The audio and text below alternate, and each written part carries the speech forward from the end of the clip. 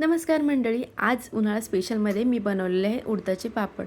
तर हे पापड बनवण्यासाठी आपल्याला 800 ग्रॅम उडदाची डाळ आणि 200 ग्रॅम मुगाची डाळ कापडाने पुसून गिरणीमधून दळून आणायची आहे.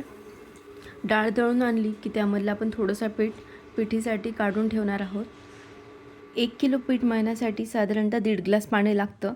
तर मी आधी 1 ग्लास पाणी उकळून घेतलेलं आहे. त्याच्यामध्ये पापड मसाला टाकून छान मिक्स करून घेतले आहे. पाणी कोमट झालं की आपण पीठ मळून घेणार आहोत. आपण 1 ग्लास पाणी उकळून घेतलं होतं आणि अर्धा ग्लास पाणी मी पीठ मळता हळूहळू टाकणार आहे आणि घट्ट असा पिठाचा गोळा तयार करणार आहे. हा गोळा तयार झाला की याला 2 तास झाकून ठेवणार आहे. 2 तासानंतर पिठाचा गोळा काढून आपण तो टेचून घेणार आहोत. तर आत्ता पीठ जरी कडक दिसत असेल तरी टेचून झाल्यावर ते छान मऊ होतं. 15 ते 20 मिनटं पीठ टेचल्यानंतर तुम्ही पाहू शकता की गोळा छान मऊ झालेला आहे. आता या पिठाचे आपण 3 पार्ट करून घेणार आहोत आणि व्हिडिओत दाखवल्याप्रमाणे एकेका पार्टचे असे रोल करून घ्यायचे.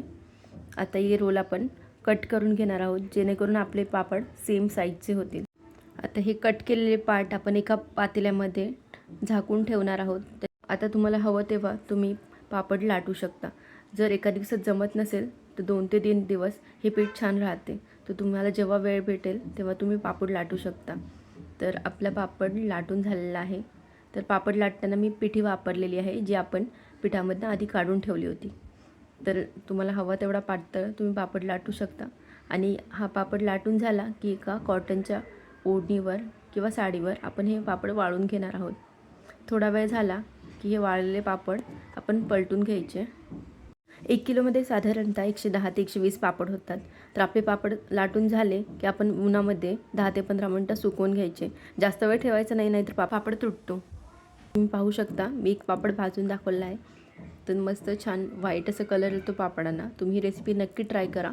रेसिपी आवडली असेल तर चॅनलला सबस्क्राईब करा.